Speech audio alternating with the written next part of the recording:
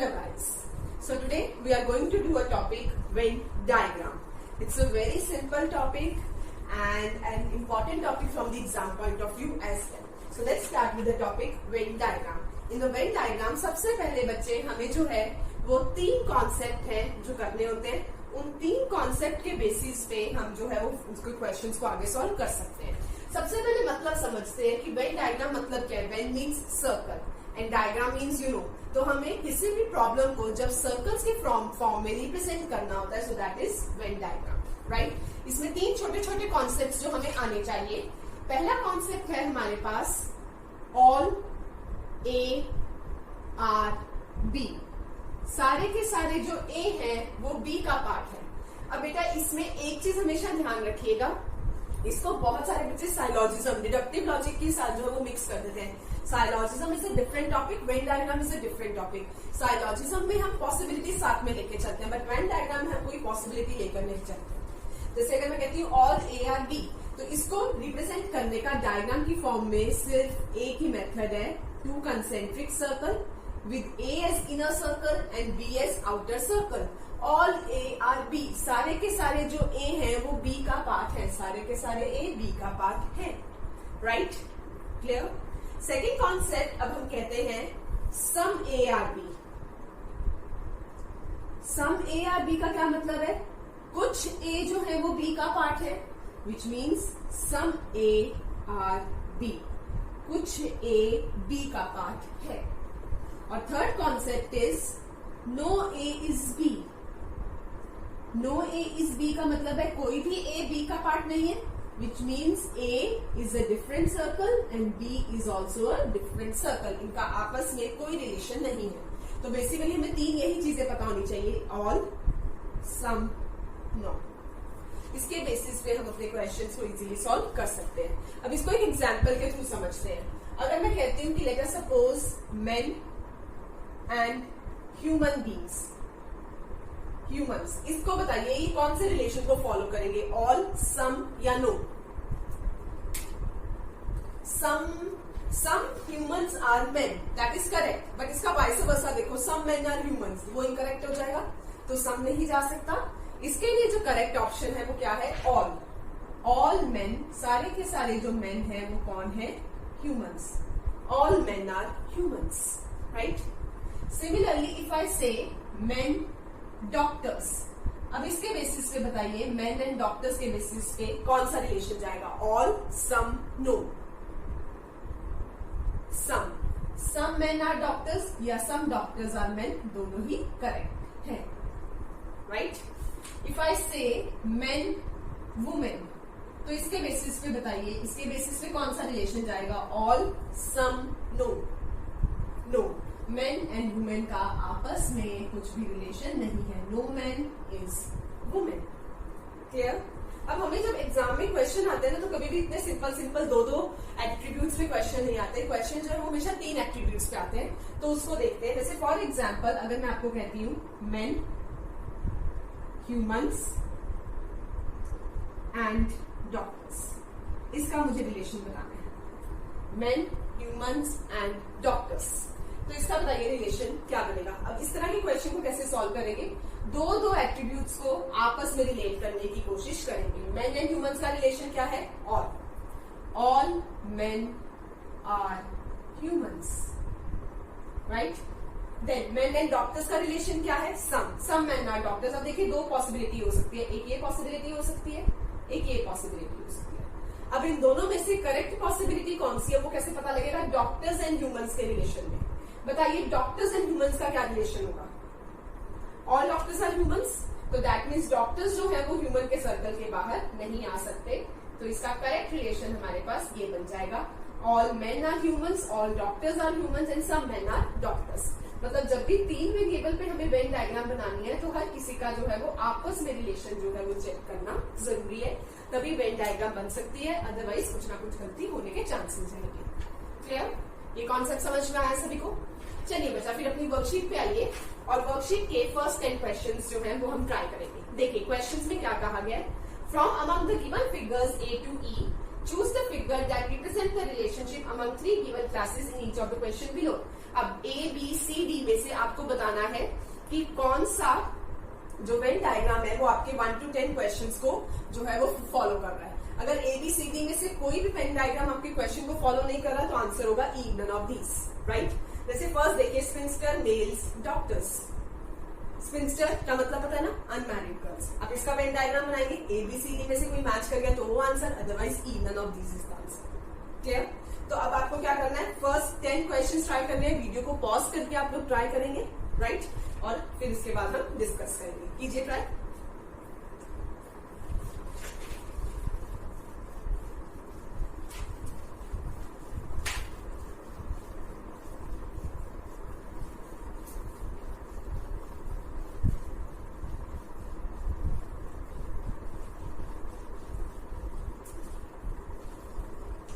हाँ जी, करें डिस्कस।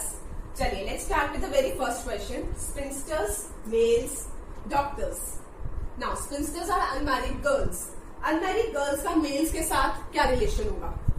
कोई रिलेशन नहीं होगा। जैसे मेन एंड वुमेन थे, नो रिलेशन, तो that means no spinster is male. कोई भी स्पिंस्टर मेल नहीं हो सकती, राइट। नेक्स्ट आते हैं डॉक्टर्स। स्पिंस्टर का डॉक्टर के साथ क्या रिलेशन होगा? some spinsters are doctors, और मेल का डॉक्टर्स के साथ क्या रिलेशन होगा? Exactly, some males are doctors। तो जो डॉक्टर्स हैं वो स्पिंस्टर के साथ भी सम में जाएंगे, मेल्स के साथ भी सम में जाएंगे। दोनों के साथ सम का रिलेशन आ गया, which comes out to be like this, right. तो ये कौन सा ऑप्शन फॉलो करता है? Option C. तो हमारे फर्स्ट क्वेश्चन का आंसर क्या हो जाएगा? Option C. क्लियर है everyone? Second, Uttarakhand, Himalayas, India. अब देखिए, सबसे पहले उत्तराखंड एंड इंडिया का रिलेशन बताइए। Uttarakhand is a state in country India, so the whole Uttarakhand is in India, which means Uttarakhand is in India, right. Next, Himalayas. Himalayas mountain India में है? इंडिया से बाहर है? नेपाल, भूटान की बाउंड्रीज में भी हिमालयाज है, राइट। और उत्तराखंड में हिमालयाज है, वहां पे भी है, Kedarnath, Badrinath. So that means some Himalayas are in Uttarakhand, some in India. Clear? तो सेकंड क्वेश्चन का हमारा करेक्ट आंसर क्या आ जाएगा? Option D. ये चीज क्लियर है सभी को? Everybody?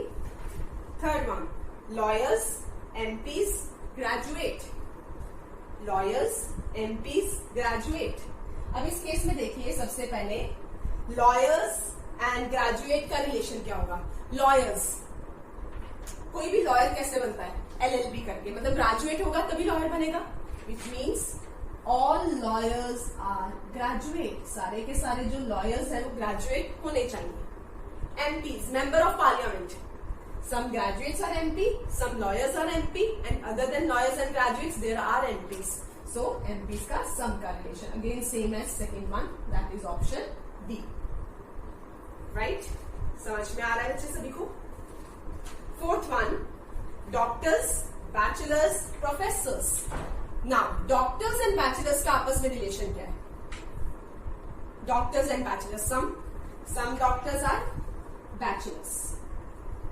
Then bachelors and professors का आपस में रिलेशन क्या है? Some bachelors are professors as well. And what about doctors and professors? Some doctors are professors as well, क्योंकि जो obviously जो हमें मेडिकल कॉलेजेस में टीच करते हैं खुद MBBS होते हैं, राइट। तो दैट मीन्स तीनों का आपस में सम का रिलेशन आ गया। तो ये कौन सा ऑप्शन चला गया? A option, right.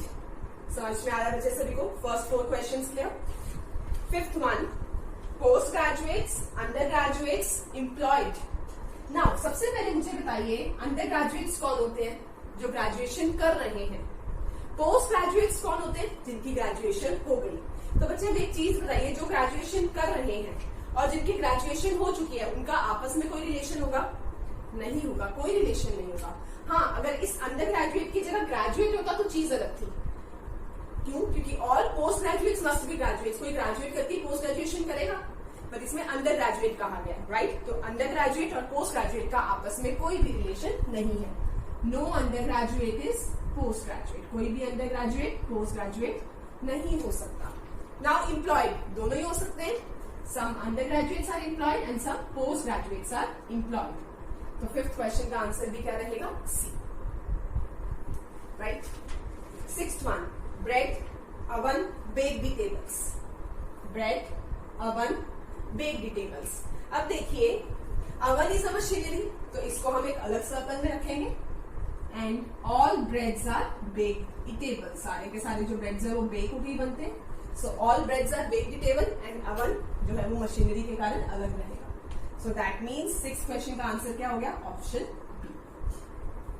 राइट. समझ में आ रहा है बच्चे सभी को? Next, seventh, widows, spinsters, mothers. Now widows and spinsters का कोई रिलेशन हो सकता है? कोई भी विडो स्पिंस्टर हो सकती है? नहीं हो सकती. स्पिंस्टर इज अनमैरिड, जो अनमैरिड है वो विडो हो ही नहीं सकती. So that means no widow is spinster. Right. Now talking about mothers. Widows के केस में some widows are mothers. Spinster के केस में no spinster can be a mother. So some widows are mothers and widows and mothers दोनों ही sphincter नहीं हो सकती. तो इस क्वेश्चन का आंसर हमारे पास जाएगा E option, none of these. Clear? समझ में आया? Eight, carnivores, mammals, wild animals. Now carnivores कौन से होते हैं? The one who eat flesh. Mammals who lay eggs and wild animals who lives in forest. So carnivores and mammals का relation है. Some carnivores are mammals, कुछ carnivores जो है वो मैमल्स है. अब wild animals, some carnivores are wild animals and some mammals are wild animals. मतलब सभी का आपस में सम का रिलेशन हो गया. तो दैट मीन्स एट क्वेश्चन का आंसर क्या जाएगा? Option A. Right everyone. Ninth, IAS officers, MLAs, engineers. IAS officers, MLAs, engineers. अब IAS ऑफिसर और MLA की बात करते हैं. सबसे पहले दोनों ही गवर्नमेंट पोजीशन है. अब मुझे बताइए, एक ही पर्सन को एक ही टाइम पे दो गवर्नमेंट पोजीशन मिल सकती है? जो पर्सन IAS है क्या वो MLA बन सकता है? या जो MLA है क्या वो IAS हो सकता है एट द सेम टाइम? नहीं हो सकता. एक टाइम पे एक पर्सन को एक ही गवर्नमेंट पोजीशन मिलती है. तो which means no IAS can be MLA. कोई भी IAS जो है वो MLA नहीं हो सकता. राइट. अब हम बात करते हैं इंजीनियर्स की. दोनों ही some engineers are IAS, some engineers are MLA. So that means ninth question is C option. Clear? समझ में आ रहा है बच्चे? चलिए 10th क्वेश्चन पे आइए. Question number 10, rivers, canals, sources of water. अब रिवर्स एंड कैनाल्स का आपस में कोई रिलेशन है? नहीं है. No river is canal. Although canals are generated from river but there is no relation. No river is canal. And what about sources of water? Both are sources of water. दोनों ही sources of water है. Right. तो 10th question का answer क्या हो जाएगा? Option E. Clear है बच्चे सभी को? फर्स्ट 10 क्वेश्चंस, किसी को कोई डाउट? सभी को क्लियर हो गया? राइट. चलिए नेक्स्ट कॉन्सेप्ट पे चलें. अब नेक्स्ट कॉन्सेप्ट समझने से पहले सबसे पहले कुछ बेसिक जो है वो टर्मिनोलॉजीज करते हैं. ये कर दूं race?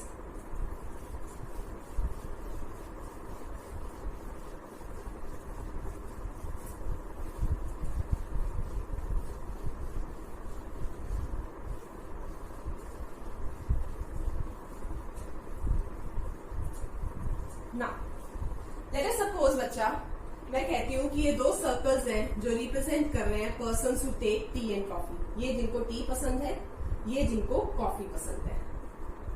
Right. This part is A, this one is B, this is C, this is D. ये हमें कुछ गिवन है. अब इसके बेसिस पे you need to answer some questions. Let us suppose, अगर फर्स्ट मैं कहती हूँ कि बताइए person who takes only tea. अगर मैं कहती हूँ इसका आंसर मुझे चाहिए कि ऐसा कौन है जो सिर्फ टी लेता है? Only tea. Only tea means this part, so it must be A. Person who takes only tea is A. Second, if I say person who takes T, ऐसा कौन है जिसे टी पसंद है? ओनली नहीं लगा, टी पसंद है. तो tea means this whole circle which means A plus B. Right. Similarly, अगर मैं कहूँ only coffee, so answer must be C. And if I say coffee, so answer must be B plus C. ये point clear है? Third one, if I say person who takes tea and coffee, what does it mean? Tea and coffee. And का मतलब क्या होता है? दोनों, मतलब जिसे टी और कॉफी दोनों चीजें पसंद है. So and means common means intersection, right? So and हमेशा यहाँ पे हमें क्या रिप्रेजेंट कर रहा है? इंटरसेक्शन, कॉमन पार्ट, बोथ, जिसको दोनों चीजें पसंद है. सो दोनों चीजें tea and coffee, tea as well as coffee, किसे पसंद है? This one, tea. So it comes out to be B. Clear? Fourth, person who likes tea or coffee. Now here comes tea or coffee. Or means, और का मतलब रहता है बच्चे union. Union means जिसे सिर्फ टी पसंद है, जिसे सिर्फ कॉफी पसंद है और जिसे दोनों चीजें पसंद है. तो इन शॉर्ट में यूनियन और को कह सकती हूँ टी का पूरा circle as well as coffee का पूरा circle, which means A plus B plus C. So tea or coffee comes out to be A plus B plus C. Clear? Fifth one is person who likes only tea or coffee. अब only और एक साथ लगा है, only tea और coffee. So इससे क्या मतलब निकलता है? Only और का मतलब होता है exactly one. एग्जैक्टली वन मतलब जिसे या तो सिर्फ टी पसंद है या सिर्फ कॉफी पसंद है. सिर्फ टी किसे पसंद है? ए को. सिर्फ कॉफी किसे पसंद है? सी को. So that comes out to be A plus C. ये समझ में आया? इसमें कॉमन नहीं आएगा. A plus C. ओनली और क्लियर है? नाउ मुझे बताइए ये डी क्या रिप्रेजेंट कर रहा है? ये दोनों सर्कल से बाहर है, which means D is the one who like neither T nor coffee, जिसे ना टी पसंद है ना कॉफी पसंद है, राइट? तो अगर क्वेश्चन बच्चे कुछ ऐसा आ जाए, पर्सन हु डिसलाइक्स टी, ऐसा कौन है जिसे टी पसंद नहीं है? डिसलाइक टी मतलब टी पसंद नहीं है, तो जिसे टी पसंद है वो छोड़ दो. So we are left with C plus D. तो 6th क्वेश्चन में आंसर क्या होगा? C plus D. क्लियर? ये समझ में आया सभी को? एवरीवन? चलिए बच्चा, अब इसके बेसिस पे आपकी वर्कशीट में 11 to 20 क्वेश्चंस है. अगेन सेम वर्कशीट लीजिए, वीडियो को पॉज कीजिए और 11 to 20 क्वेश्चंस ट्राई कीजिए.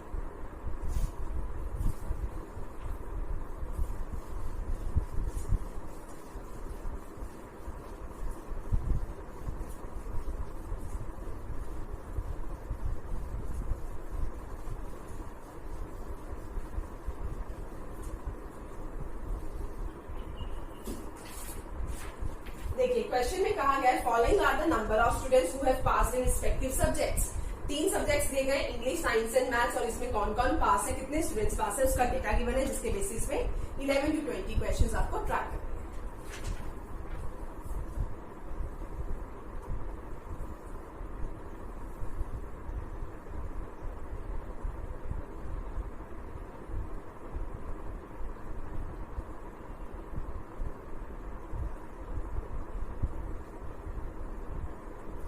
किए ट्राई, करें डिस्कस.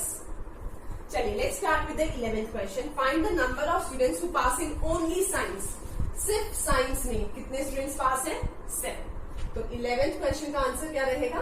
7. राइट?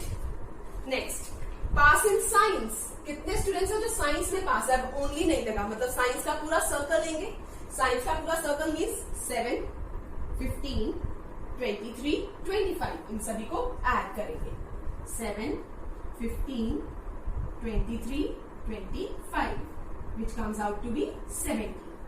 तो पास इन साइंस कितने स्टूडेंट्स हो गए? 70. Right? Next, 13th question is pass in science and maths. And means common, intersection, मतलब दोनों में पास होने चाहिए, science as well as maths. So science and maths का common part, science and maths का common part is 15 and 23. So that comes out to be 13th question. The answer is 15 plus 23, that is 38. 13th question is 38, right? Next, 14th. Pass in only science and maths.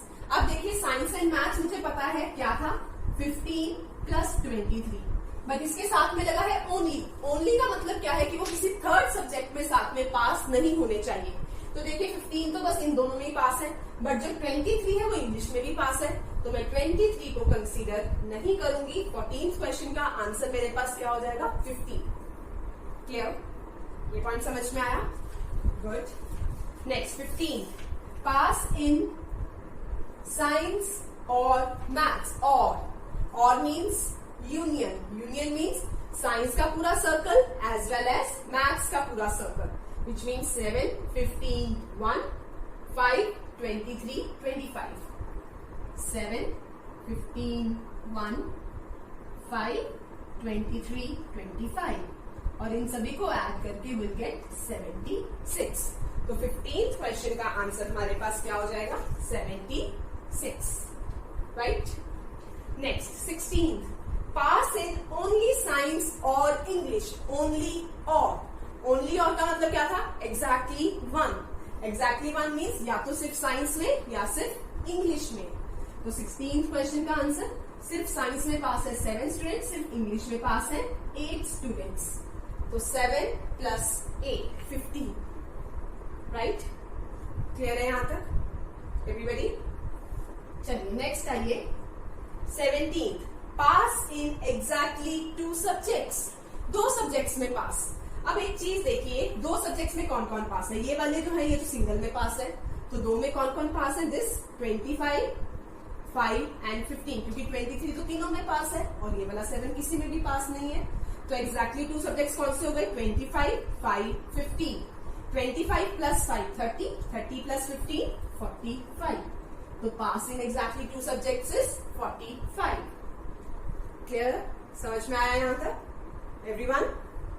चलिए 18th. Fail in exactly 2 subjects. 2 subjects में fail. अब बेटा एक चीज बहुत ही ध्यान से देखिए, कोई भी स्टूडेंट 2 सब्जेक्ट्स में फेल है और हम टोटल बात कर रहे हैं 3 सब्जेक्ट की, तो दैट मीन्स अगर कोई 2 सब्जेक्ट में फेल है तो कितने में पास होगा? 1 सब्जेक्ट में पास होगा. 1 सब्जेक्ट में पास होने का मतलब क्या है? 7, 8, 1. यही है ना जो सिंगल में पास है. तो 2 में फेल होना मतलब 1 में पास होना, और 1 में पास कौन कौन है? 7, 8, 1, which is 16. Right? 18th question clear everybody? 19th. Fail in science and maths. अब इसमें फेल आ गया और एंड गिवन है. एंड का मतलब मैंने आपको बताया था science as well as maths, मतलब दोनों में फेल होने चाहिए. तो जो साइंस एंड मैथ्स में पास है उनको छोड़ दीजिए. तो कौन कौन बचा जो साइंस और मैथ्स दोनों में फेल है? 8 और ये बाहर वाला 7. Like this like T. So 8 plus 7. 19th question का आंसर क्या हो जाएगा? 15. 8 प्लस 7 इज 15. क्लियर? समझ में आया बच्चे यहां तक एवरीवन? चलिए 20th क्वेश्चन पे आइए. 20th is fail in science और मैथ्स. नाउ और का मतलब क्या था? मैंने आपको समझाया था. मतलब जो साइंस में फेल है वो भी, जो मैथ्स में फेल है वो भी, और जो दोनों में फेल है वो भी. मतलब ये सारा जो है वो हमें कंसीडर करना है. तो सबसे पहले देखते हैं जो साइंस में फेल है. जो साइंस में पास है उनको छोड़ दिया. तो साइंस में फेल कौन कौन है? 8, 5, 1, 7. राइट? तो साइंस के फेल स्टूडेंट्स कौन कौन आ गए? 8, 5, 1, 7. अब मैथ्स के फेल स्टूडेंट्स देखेंगे. जो मैथ्स में पास है उनको छोड़ दिया. मैथ्स के फेल स्टूडेंट्स हैं 8, 25, 7, 7. अब बेटा एक चीज देखिए, ये वाला 8 और ये वाला 7 मैं पहले ही कंसीडर कर चुकी हूं, तो दोबारा रेपिटेशन नहीं करेंगे. So we are left with 25 and 7. And the next is जो दोनों में फेल है. दोनों में फेल वही 8 एंड 7 जो पहले ही काउंट हो चुका है. तो इन सभी को ऐड कर देंगे. So that comes out to be 30, 37, 45, 53. Right? Clear हो गया सभी को? समझ में आया? सो ये बच्चे 11 to 20 क्वेश्चंस क्लियर है. देख लीजिए एक बार.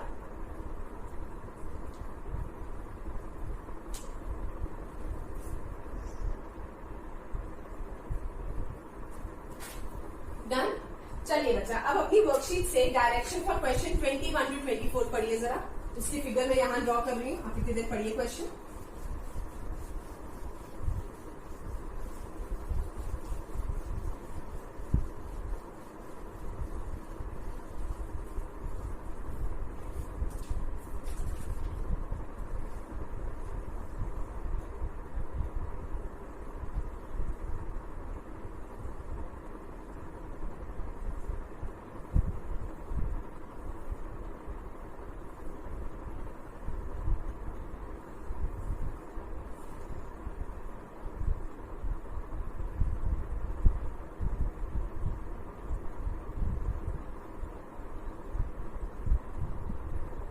हाँ जी, कुछ ऐसी डायग्राम बनी हुई है। अब देखिए क्वेश्चन में क्या कहा गया, we need to answer the following questions based on the given information. In this figure circle represents males. Circle किसको रिप्रेजेंट कर रहे हैं? मेल्स को। Triangle represents employed. Triangle represent कर रहे हैं employed. Rectangle married and parallelogram educated. ये हमें गिवन है। अब इसके बेसिस पे हमें क्वेश्चंस ट्राई करने हैं। 21st क्वेश्चन देखिए, how many persons are uneducated bachelors? Uneducated bachelors means they are not educated. Bachelors means they are males and bachelors means they are not married, right?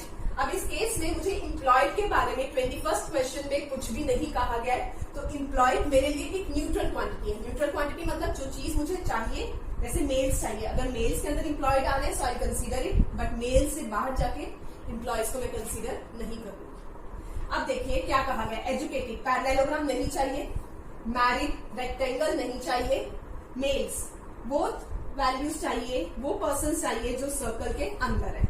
सो बच्चे parallelogram छोड़ दिया, rectangle छोड़ दिया, और वो वैल्यूज जो circle के अंदर है, तो हमारे पास बचती कौन सी है? 5 and 3, यही बचता है। सर्कल के अंदर की वैल्यूज को कंसीडर करना है, जिसमें से पैरेललोग्राम और रेक्टेंगल नहीं लेना। So we are left with 5 and 3। So that means 21st question का आंसर क्या हो जाएगा? 5 plus 3 that is 8। क्लियर? समझ में आया सभी को? इसी बेसिस पे 22 to 24 क्वेश्चन ट्राई कीजिए बच्चे। Try question number 22 to 24। किया ट्राई? चलिए देखिए 22nd question, how many persons are employed married females?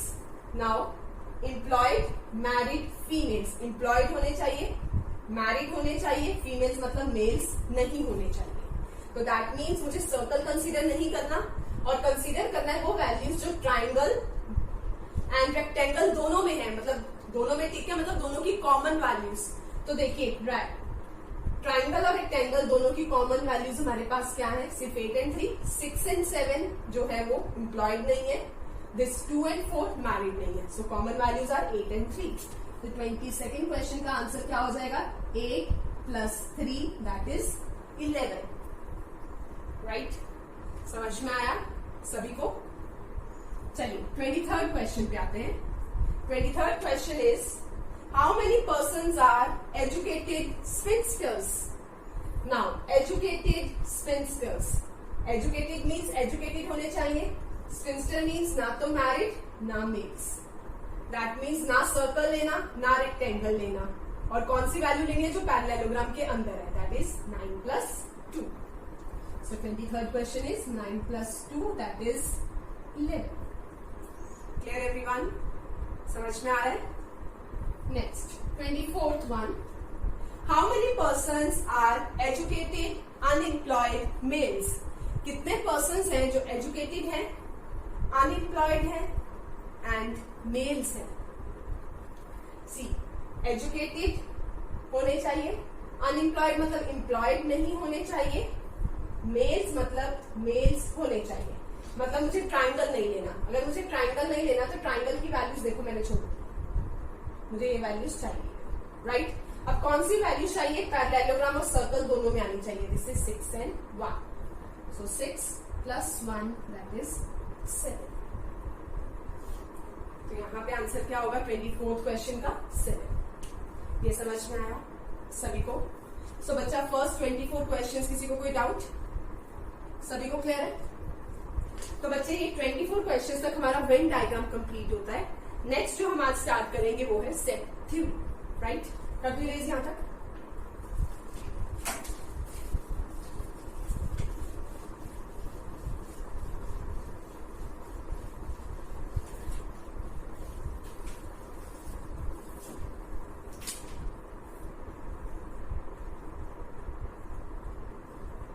चलिए बच्चा सेट थ्योरी स्टार्ट करते हैं। सेट थ्योरी बहुत ही इजी टॉपिक है।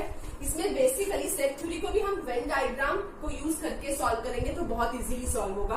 बट इस केस में पहले दो फॉर्मूलाज होते हैं जो हमें जो है याद रखेंगे तो क्वेश्चंस इजीली सॉल्व होंगे। पहला फॉर्मूला जब हम अप्लाई करेंगे जब दो वेरिएबल्स गिवन हो, ए यूनियन बी, उसका फॉर्मूला क्या होता है? N of A plus N of B, और इनका जो कॉमन इंटरसेक्शन पार्ट है वो दो बार ऐड हो गया तो एक बार सब्ट्रैक्ट हो जाएगा, minus N A intersection B.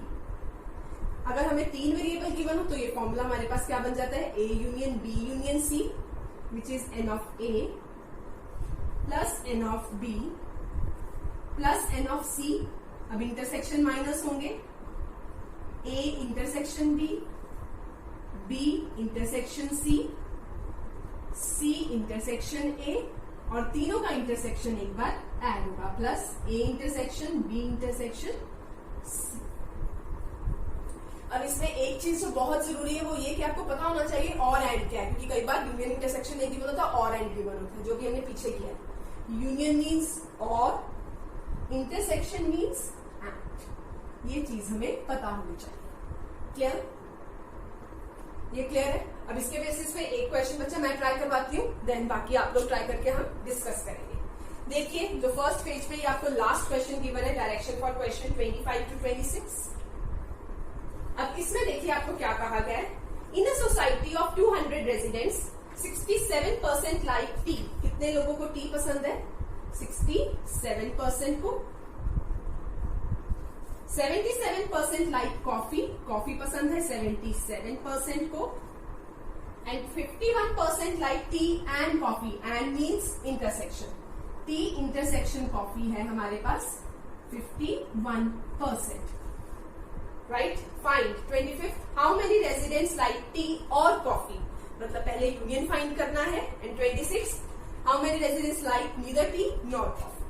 अब देखिए बच्चा एक चीज हमेशा याद रखिएगा कि परसेंटेज में वैल्यू गिवन है बट वैल्यू मुझे निकालनी है नंबर ऑफ रेजिडेंट्स में।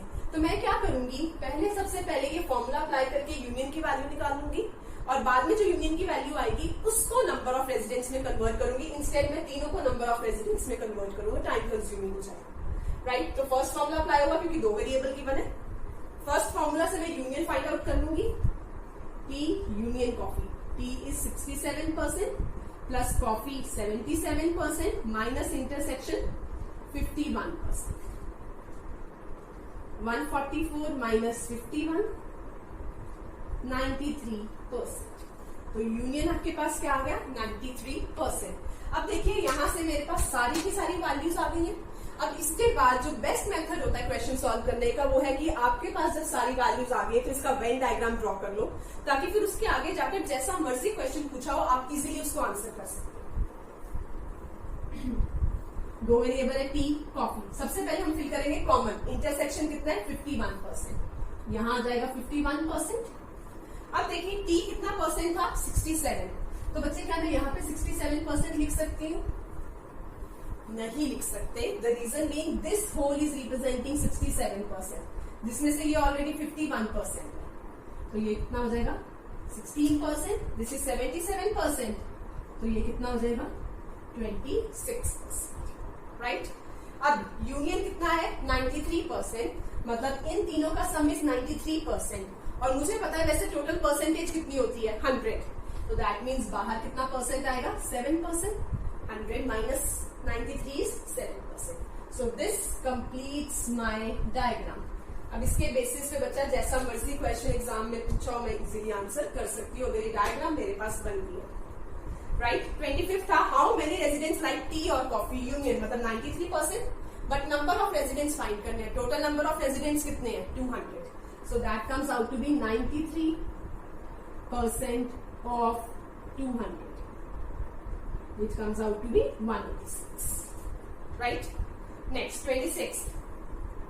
How many residents like neither tea nor coffee? मतलब ये बाहर वाले 7%. So 7% of 200, which comes out to be 40. तो हमारे 25th and 26th क्वेश्चन का आंसर क्या है? 186 and 40. आई होप बच्चा ये कॉन्सेप्ट क्लियर हो गया सभी को, एवरीवन.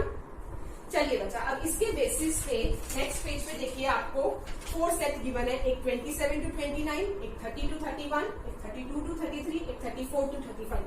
मेरा सजेशन है पहले ये चारों सेट ट्राई कर लीजिए, देन हम चारों सेट यहाँ पे डिस्कस करेंगे. कीजिए ट्राई.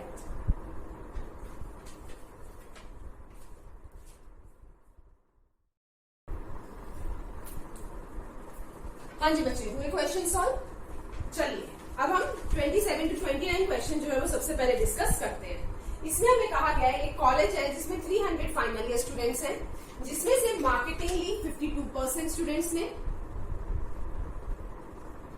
फाइनेंस लिया 61% स्टूडेंट्स ने, एंड 12% वो स्टूडेंट्स थे जिन्होंने कुछ भी ऑप्ट नहीं किया, ना तो मार्केटिंग ना finance.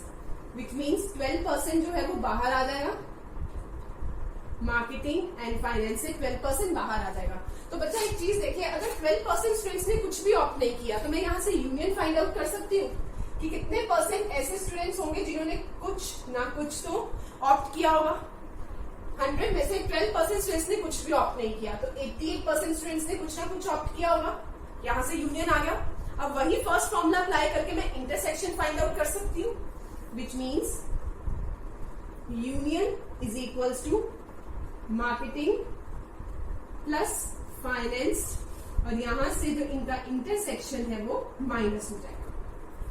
Union is 88%, marketing is 52%, finance 61 और इंटरसेक्शन हम फाइंड आउट करेंगे. इसको सॉल्व करके बच्चा इंटरसेक्शन आ जाएगा 25%. अब इंटरसेक्शन आ गया 25%, तो यहां से मैं अपनी डायग्राम कंप्लीट कर सकती हूँ. मार्केटिंग था 52, which means this becomes 27. Finance था 61, which means this become 36%. Right? अब देखिए इस क्वेश्चन को फर्दर सॉल्व करते हैं. 27 क्वेश्चन में क्या कहा गया था? How many students opted for both marketing and finance, मतलब intersection part, which is 25%, and total number of students हमारे पास कितने हैं? 300. So 25 into 3, 75. 28. How many students opted for only finance? Only finance is 36%. And total number of students is 300. So 28th question answer is 108. 29th. Difference between number of people, या number of students who opted only marketing. Only marketing is 27%. और इनका difference किसके साथ find out करना है? Both marketing and finance, मतलब intersection 25% के साथ, which is 2%, and 2% of 300 is 6. तो हमारे इस क्वेश्चन का आंसर क्या हो जाएगा? 6. क्लियर? समझ में आया? नेक्स्ट क्वेश्चन पे चले. 30th to 31st question. देखिए बच्चा, उस क्वेश्चन में ये क्लियर है ना सभी को?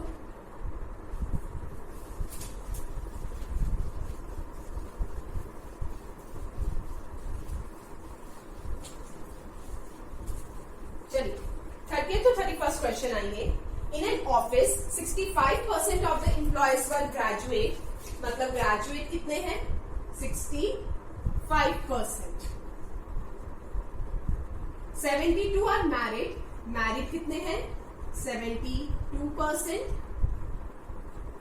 7% of the employees are not married and undergraduate, मतलब इसमें भी बेटा देखिए वही चीज होगी, दो चीजों की बात हो रही है, ग्रेजुएट्स एंड मैरिड. और 7% ऐसे हैं जो मैरिड भी नहीं है और ग्रेजुएट भी नहीं है, मतलब 7% बाहर वाले हैं. अगर 7% बाहर वाले हैं तो यहां से यूनियन आ जाएगा. 100 minus 7 that is 93%. क्लियर? आगे कहा गया है and 88 employees are married as well as graduates. अब देखिए डिफरेंस क्या है, बाकी सारा डेटा परसेंटेज में, ये परसेंटेज में नहीं है. और इस डेटा को यूज करके मुझे नंबर ऑफ एम्प्लॉयज फाइंड करने, क्योंकि इस केस में मुझे total number of employees given नहीं है. तो बच्चा एक चीज देखिए, टोटल नंबर ऑफ एम्प्लॉयज तभी फाइंड आउट हो सकते हैं जब ये इंटरसेक्शन, कि परसेंटेज वैल्यू फाइंड करूंगी, जो भी इसकी परसेंटेज वैल्यू आएगी उसको 88 के इक्वल करके टोटल नंबर ऑफ एम्प्लॉयज आ जाएंगे हमारे पास, राइट। तो सबसे पहले वही फर्स्ट फॉर्मूला अप्लाई करके इंटरसेक्शन फाइंड आउट करें। Union, graduates, married and intersection. Union is 93%, graduate 65, marriage 72, intersection जो है वो हमें फाइंड करना है। इसको सॉल्व करके बच्चे हमारे पास जो इंटरसेक्शन है वो आ जाएगा 44%। अब यहां से डायग्राम कंप्लीट हो जाएगी। This comes out to be 44%, graduate 65 थे 21, 72 थे 28%। डायग्राम कंप्लीट हो गई। अब क्वेश्चंस पे आते हैं। 30th क्वेश्चन देखिए, find the total number of employees, मतलब 44% of total number of employees जो है वो किसके इक्वल है, 88 के। तो यहां से टोटल नंबर ऑफ एम्प्लॉयज हमारे पास क्या आ जाएंगे, 200। तो दैट मीन्स 30th क्वेश्चन का answer 200, right. Next 31st, how many graduates are not married, वो ग्रेजुएट्स जो मैरिड नहीं है, मतलब ओनली ग्रेजुएट्स कितने, 21% and total number of employees 200। सो ये हमारे पास क्या आ जाएगा, 42, राइट एवरीवन। ये वाला कॉन्सेप्ट क्लियर है सभी को, कोई डाउट बचे यहां तक? चलिए नेक्स्ट चलते हैं 32 to 33 क्वेश्चंस की तरफ। कर दो इसको इरेज। अब 32 to 33 क्वेश्चन को बच्चे आप जब ध्यान से देखोगे तो उसमें 3 वेरिएबल आ गए। अगर 3 वेरिएबल आ गए तो दैट मीन्स हम कौन सा फॉर्मूला अप्लाई करेंगे, जो हमने सेकंड फॉर्मूला किया था वो अप्लाई करेंगे। क्वेश्चन में कहा गया है, in a sports academy with 100 students except for 5, everybody opted for at least one of cricket, football and hockey. 3 games की बात हो रही है, cricket, football and hockey. Total number of students है 100, जिसमें से अगर 5 स्टूडेंट्स को छोड़ दें तो हर स्टूडेंट ने कोई ना कोई गेम ऑप्ट की है। तो बच्चा दैट मीन्स तीनों का union, cricket, football and hockey, वो क्या होगा हमारे पास, 95, राइट। इसका सबसे पहले फॉर्मूला हमारे पास जो है वो जाएगा, तीनों को पहले प्लस करेंगे, 2 का इंटरसेक्शन माइनस होगा, CF FH HC, और तीनों का इंटरसेक्शन जो है वो प्लस होगा, CFH, राइट। अब देखिए वैल्यूज को, 60 स्टूडेंट्स लाइक क्रिकेट, क्रिकेट कितने स्टूडेंट्स खेलते हैं, 60, 50 like football, 46 like hockey, 20 like cricket and football, 27 like football and hockey, 21 like cricket and hockey. ये हमें नहीं गिवन, तो सबसे पहले ये फाइंड आउट होगा। इस पूरे को बच्चा जब आप कैलकुलेट करोगे, सो x की value comes out to be 7 आ जाएंगे, राइट। अब इसके बेसिस पे मैं अपनी पूरी डायग्राम बना सकती हूँ, और इस क्वेश्चन में जो मेन है वो यही है कि डायग्राम कैसे बनानी है। बाकी सब इजीली सॉल्व हो जाएगा, बट डायग्राम आपको ध्यान देना है। क्रिकेट, फुटबॉल, हॉकी, 5 स्टूडेंट्स हैं जिन्होंने कुछ ऑप्ट नहीं किया। अब डायग्राम का बच्चा सीक्वेंस देखिए हमेशा क्या होगा, सबसे पहले वो स्टूडेंट्स जिन्होंने तीनों गेम खेली, फिर वो स्टूडेंट्स जिनको 2 गेम पसंद है, और लास्ट में वो स्टूडेंट्स जिनको सिंगल गेम पसंद है। तीनों गेम मतलब तीनों का इंटरसेक्शन वो क्या आया, 7। तो यहाँ पे हमारे पास क्या आ जाएगा, 7। अब आते हैं 2 गेम्स पे। देखिए सबसे पहले गिवन है cricket and football 20, cricket and football 20, मतलब क्रिकेट एंड फुटबॉल का इंटरसेक्शन 20 है। तो बच्चे क्या मैं यहाँ पे 20 लिख सकती हूँ, नहीं, ये इनकरेक्ट है, because cricket and football 20 means this whole is 20। ये पॉइंट समझ में आया। तो 20 में से क्या माइनस होगा, 7। सो 20 minus 7, 30। Next 27 like football and hockey, 27, तो 27 में से 7 माइनस करके 20। 21 लाइक क्रिकेट एंड हॉकी, ये वाला 21 माइनस 7, 40। इतना समझ में आया। अब सिंगल क्रिकेट कितने स्टूडेंट्स को पसंद थी, 60। तो बच्चा बताइए 60 में से क्या क्या माइनस होगा, 13, 7, 21, सॉरी 13, 7, 20, 20, 14, 34। तो ये आपके पास क्या आ जाएगा, 26, right. Next football is 50 students like football, तो 50 में से क्या क्या माइनस होगा, 14, 7, 21, 21, 20, 40। So that comes out to be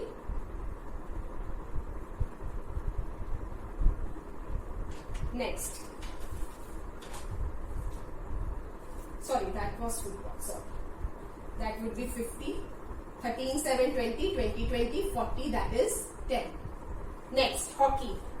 46. 14, 7, 21, 21, 20, 41, which is 5. Now this completes your diagram. अब इसके बेसिस में जितने मर्जी क्वेश्चन है आप इजीली सॉल्व कर सकते हो, right? 32nd. How many students play exactly one game? Exactly one game कितने स्टूडेंट्स खेलते हैं? 26, 10, 5. 26 plus 10, 36, 36 plus 5, 41. Next. How many play only cricket and hockey? Cricket and hockey हमारे पास था ये. अब only कहा गया है बच्चे, तो थर्ड गेम नहीं होनी चाहिए, 7 कंसीडर नहीं होगा, so आंसर इज 40. राइट? समझ में आया? तो इस केस में मेन आपको देखना है कि डायग्राम कैसे ड्रॉ करनी है, आगे सभी से क्लियर. चलिए आज के लास्ट क्वेश्चन पे चलते हैं, दैट इज 34 to 35. कर दो रेस. लास्ट क्वेश्चन बच्चा बहुत ही इजी है. देखिए उस क्वेश्चन में आपको क्या कहा गया है, that in a society with 260 residents, for every 5 residents who speak only English there are 3 who speak only Hindi. दो की बात हो रही है लैंग्वेजेस की, हिंदी एंड इंग्लिश. क्वेश्चन में कहा गया टोटल नंबर ऑफ रेजिडेंट्स 260 है, और ये कहा गया है कि अगर इंग्लिश बोलने वाले 5 रेजिडेंट्स हैं तो हिंदी बोलने वाले 3 रेजिडेंट्स हैं. तो इससे हम क्या कह सकते हैं, दैट क्या मैं ये कह सकती हूँ हिंदी बोलने वाले, सॉरी इंग्लिश बोलने वाले अगर 5 हैं, सिर्फ इंग्लिश बोलने वाले अगर 5 है तो सिर्फ हिंदी बोलने वाले 3 हैं. क्या ये करेक्ट होगा? नहीं, because of the word for every which means ratio. मतलब अगर सिर्फ इंग्लिश बोलने वाले 5x हैं तो सिर्फ हिंदी बोलने वाले 3x होंगे. Next, number of resident who speak both the languages is twice the number who speak neither of to languages. मान लीजिए y कोई भी लैंग्वेज नहीं बोलते, तो जो दोनों लैंग्वेजेस बोलते हैं वो कितने होंगे? 2y. लास्ट में कहा गया है difference between number of people speaking English and Hindi is 50. English and Hindi बोलने वाले लोगों में डिफरेंस कितने का है? 50 का. सो इंग्लिश कितने लोग बोलते हैं? 5x plus 2y. हिंदी कितने लोग बोलते हैं? 3x plus 2y. और इसमें जो डिफरेंस है वो कितने का है? 50 का. 2y 2y कैंसिल होके 5x minus 3x 2x is 50. तो x क्या आ जाएगा? 25. x क्या आ गया हमारे पास? 25. राइट? सो 25 मीन्स ये हो जाएगा 25 इंटू 5 125, और ये 25 इंटू 3 75. ये पॉइंट क्लियर. अब हमें y की वैल्यू फाइंड करनी है. y की वैल्यू कैसे फाइंड होगी? Total number of residents given है 260, which means 125 plus 2y plus 75 plus y, तो इसके इक्वल है 260. 3y 60, so y 20, which means this 20 and this 40. अब देखिए क्वेश्चन सारी वैल्यूज आ गई तो क्वेश्चन के आंसर्स आ जाएंगे. 34 only English 125, both English and Hindi 35th question 40. Right? So this is all about Venn diagram and set theory. बच्चे please इसकी home exercise try करके डाउन जरूर लीजिएगा. Right? Thank you so much.